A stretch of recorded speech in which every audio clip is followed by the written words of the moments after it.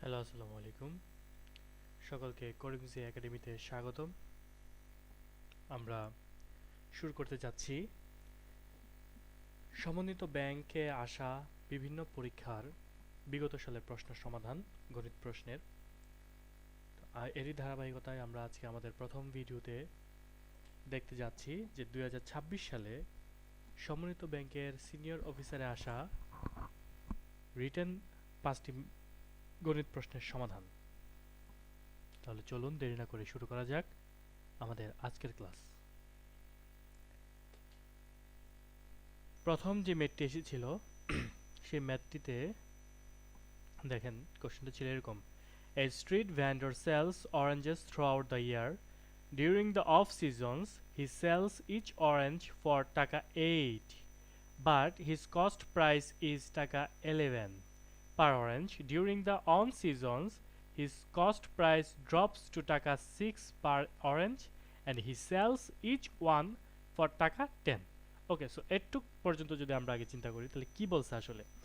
বলছে যে আসলে একজন রাস্তার ধারে ফুটপাতে যে বিক্রেতা, ফল বিক্রেতা, সে যখন কমলা বিক্রি করে পুরা সারা বছর ধরে, তো তার অফ সিজন যায়, তো অফ সিজনে সে কি করে, সে একটা অরেঞ্জ বিক্রি করে 8 টাকা করে, কিন্তু তার যে কস্ট প্রাইস সেটা যায় 11 টাকা করে। তাহলে অফ সিজনে কিন্তু তার পার অরেঞ্জে 3 টাকা লস হচ্ছে। আবার অন সিজনে সে কস্ট প্রাইসটা নেমে যায় হচ্ছে 6 টাকায়, আবার সে সেল করতে পারে 10 টাকায়, তাহলে এখানে আবার 4 টাকা প্রফিট হচ্ছে। এখন তারপর বলছে his fixed monthly overhead cost are 3000 টাকা, মানে এটা ওর ফিক্সড কস্ট, প্রতি মাসে 3000 টাকা ওর খরচ হবেই। In a particular year he sells 1800 oranges during the 4 off-seasons month and must sell enough oranges during the remaining 8 on-season months to the end the year with an overall profit of at least টাকা 5000. What is the minimum number of oranges he must sell during on seasons? That means আমাকে বের করতে বলছে যে minimum number of oranges he must sell during on season to achieve this. তাহলে ওই নাম্বারটা বের করতে বলছে, যেটা হচ্ছে সে অন সিজনে কতটা বা কতগুলি কমলা সে বিক্রয় করতে পারবে, এবং বিক্রয় করলে তার হচ্ছে ওভারঅল একটা প্রফিট থাকবে অ্যাটলিস্ট 5000 টাকা। এটা বলে দিছে কিন্তু যে ইয়ারলি, সে এন্ড অফ এন ইয়ার সে কি হইতে হবে, তার অ্যাটলিস্ট 5000 টাকা প্রফিট থাকতে হবে। ওকে, ফাইন। তাহলে আমরা যেহেতু আমাদেরকে যা দেয়া আছে সেটা নিয়ে আগে আমাদের কাজ করতে হবে। যে কি দেয়া আছে? দেয়া আছে হচ্ছে আমাদের fixed monthly price, monthly cost. তাহলে ফিক্সড মান্থলি কস্ট আমরা যদি লিখি, ফিক্সড মান্থলি কস্ট করতে আছে আমাকে 3000। ওকে, ফাইন। তাহলে আমাকে মান্থলি আমার কস্ট যদি হয় 3000, তাহলে ইয়ারলি কত? তাহলে ফিক্সড ইয়ারলি কস্ট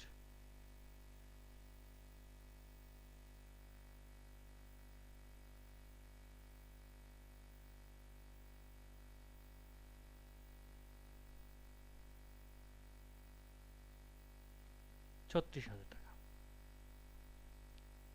এখন আমি প্রথমে যে জিনিসটা করব সেটা হচ্ছে আমরা অফ সিজন হিসাবটা করব। অফ সিজন, কারণ অফ সিজনের জিনিসটাই আমাদেরকে পরিপূর্ণভাবে বলে দিছে, অন সিজনটা বলে নাই, কারণ অন সিজনে কয়টা কমলা আমি সেল করতে পারবো সেটাই আমার কাছে জানতে চাইছে।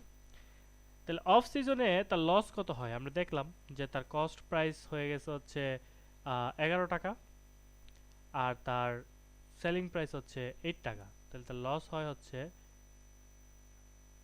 পার অরেঞ্জে 3 টাকা। ঠিক আছে, তাহলে সে এই অফ সিজনে সেল করে কয়টা, এটাও কিন্তু বলেছে। In a particular year he sells 1800 oranges during the 4 of seasons. তারপর অফ সিজন সে সেল করে হচ্ছে, তাহলে তার টোটাল লস বের করে ফেলি। সে সেল করে 1800 কমলা। ওকে ফাইন, তার লস হচ্ছে 3 টাকা করে, তার মানে 5400 টাকা। 5400 টাকা হচ্ছে তার লস অফ সিজনে। ঠিক আছে, এটা হচ্ছে অফ সিজনের টোটাল 5400 টাকা লস। আচ্ছা, এখন অন সিজনের ক্ষেত্রে এখন তার এই 5400 টাকা লসটাকে কাটাই দেওয়ার পরেও আমার 5000 টাকা মিনিমাম প্রফিট থাকতে হবে অ্যাটলিস্ট। এটাই আমাকে অ্যাকচুয়ালি কোশ্চেনে বলছে যে আমি তাহলে অন সিজনে যে 8 মাসে আমি তাহলে কত সংখ্যক কমলা বিক্রয় করতে পারলে আমার প্রফিটটা ইয়ার এন্ডে 5000 টাকা অ্যাটলিস্ট থাকবে, এটা আমাকে বের করতে হবে। ঠিক আছে, তো তাহলে এখন আমি দেখি, আমি ধরে নিলাম যে আমি আসলে সেল করতে পারবো অন সিজনে এন পিসেস কমলা। ঠিক আছে, এন সংখ্যক কমলা আমি সেল করতে পারবো অন সিজনে। তাহলে প্রতিটি কমলায় আমার প্রফিট কত ছিল? দেখেন প্রফিট ছিল হচ্ছে কস্ট প্রাইস যেহেতু 6 টাকা আর সেলিং প্রাইস হচ্ছে 10 টাকা, তাহলে আমার এখানে প্রফিট আসে হচ্ছে 4 টাকা। 4 টাকা। এখন তাহলে আমি বিক্রি করতে পারবো এন সংখ্যক কমলা, প্রত্যেকটা কমলায় আমার 4 টাকা করে লাভ হবে। তাহলে আমার টোটাল প্রফিট কত হবে সেটাও আমি বের করতে পারি। টোটাল প্রফিট হবে 4n টাকা। আচ্ছা, আর আমাকে তো বলে দিছে যে ইয়ার এন্ডে অ্যাটলিস্ট 5000 প্রফিট হতে হবে। তাহলে আমি এখান থেকে একটা কন্ডিশন অ্যাপ্লাই করতে পারি। কন্ডিশনটা কি? দেখেন কন্ডিশনটা লিখতে পারলেই কিন্তু খেলা শেষ। তাহলে আমি একটা কন্ডিশন লিখতে পারি যে অ্যাকর্ডিং টু কোশ্চেন কি লিখতে পারি যে আমার টোটাল প্রফিট কত হবে 4n, যে এই যে বের করে আসছি টোটাল প্রফিট। অ্যাকচুয়ালি আমার টোটাল প্রফিট হবে 4n টাকা। সেখানে থেকে বাদ যাবে কত? সেখান থেকে বাদ যাবে আমার টোটাল লস।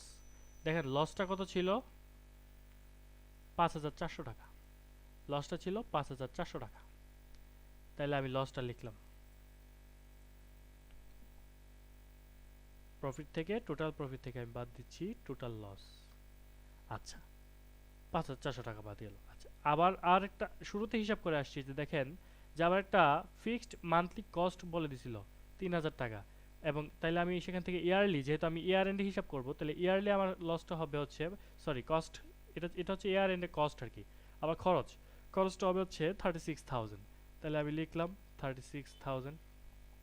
ঠিক আছে, এখন এই টোটালটা মানে আমার তো টোটাল প্রফিট হচ্ছে 4n, তাই না? এই 4n থেকে আমার এই 5400 লসের টাকা বাদ দিয়ে আবার 12 মাসের খরচ 36000 টাকা বাদ দিয়েও তারপরেও আমাকে কত থাকতে হবে? আমাকে বলছে 5000 টাকা থাকতে হবে অ্যাটলিস্ট। তাহলে আমি বলতে পারি এখানে যে গ্রেটার দেন অর ইকুয়াল,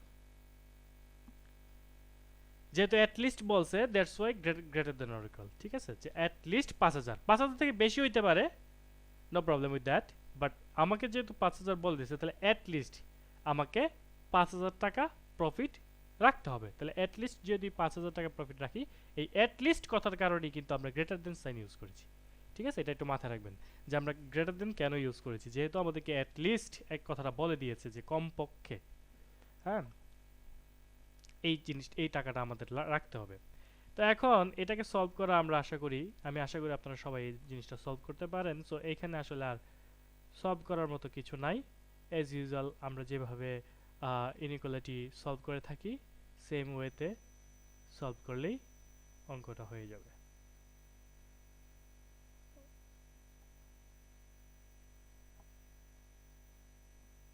পাঁচ হাজার আর ৪১,৪০০, তাহলে ৪৬,৪০০।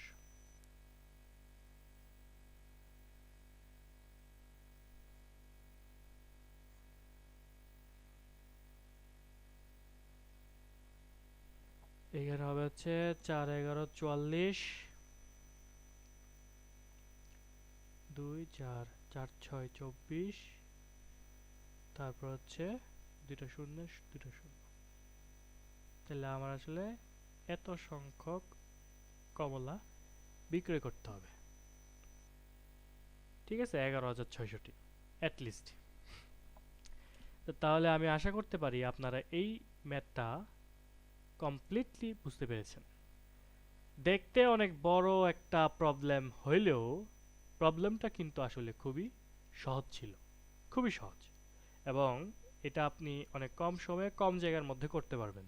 খুব বেশি ডিটেলস লেখার প্রয়োজন পড়ে না ব্যাংকের পরীক্ষাগুলোতে। আপনি জাস্ট হচ্ছে যা করতেছেন তা বুঝাই দিতে পারলেই দ্যাটস এনাফ। একদম কি দেওয়া আছে না আছে, এই করে এই আছে ওই আছে, এইভাবে করবো ওইভাবে করবো, নো, এত কিছু দরকার নেই। আপনি জাস্ট সিম্পলি যে আপনি যে স্টেপগুলো ফলো করতেছেন ওই স্টেপগুলো সিম্পলি লিখে দিলেই আপনাকে ফুল মার্কস দিয়ে দিবে।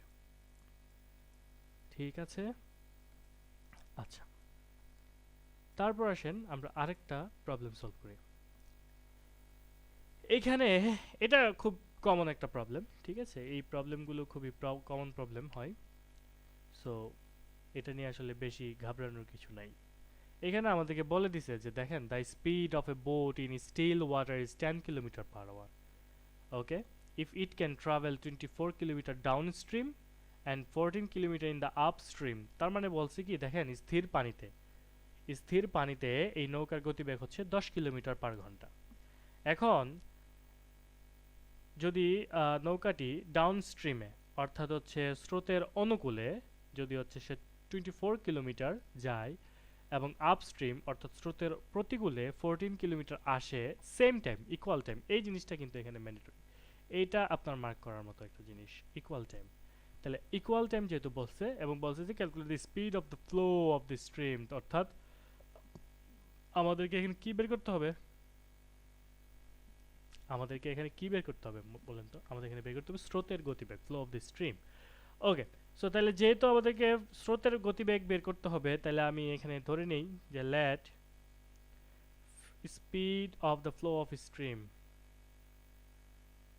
Speed of the flow of stream হচ্ছে x কিলোমিটার পার আওয়ার। ঠিক আছে, তাহলে আমাদেরকে বলে দিছিল শুরুতে যে speed of a boat in still water is 10 kilometre. তাহলে যদি আমি বলি যে ডাউন স্ট্রিমে মানে স্রোতের অনুকূলে নৌকার যেই গতিবেগ সেটা কি হবে, তাহলে আমরা ডাউন স্ট্রিমে লিখতে পারি স্থির পানিতে যদি হয় 10 কিলোমিটার পার আওয়ার, তাহলে তার সাথে অ্যাড হয়ে যাবে কি, তার সাথে অ্যাড হবে speed of the flow of stream. তাহলে 10 plus x kilometre per hour. তারপর আপ স্ট্রিমেরটা যদি বের করি, এটা হয়ে যাবে 10 minus x kilometre per hour. যেহেতু স্রোতের প্রতিকূলে যাচ্ছে দ্যাটস ওয়াই ওই নৌকার গতিবেগ থেকে স্রোতের গতিবেগটা মাইনাস হবে। এখন দেখেন, আমরা একটা জিনিস জানি, আমরা কি জানি আসলে, আমরা এখানে জানি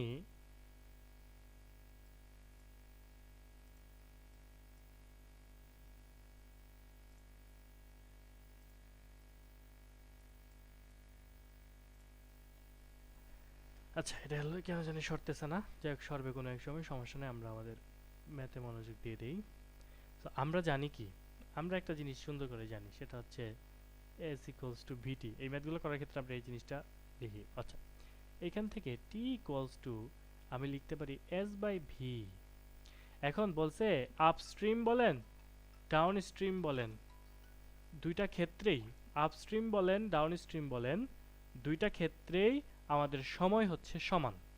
তাহলে সময় যদি সমান হয় তাহলে আমরা এখান থেকে একটা ইকুয়েশন লিখতে পারি যে অ্যাকর্ডিং টু কোশ্চেন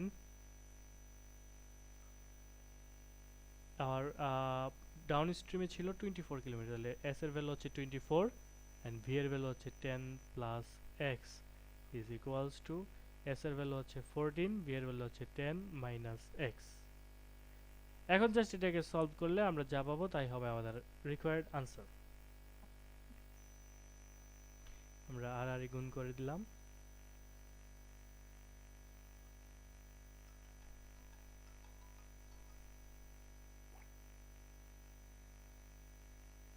তাহলে 24 থেকে 140 বাদ দিলে হচ্ছে 100 is equals to 14 plus 24 38x. So x is equals to 100 by 38. তারপর হচ্ছে এটাকে আপনারা ডেসিমেলে নিয়ে নেবেন, নিয়ে নিলে যা হবে তাই আনসার।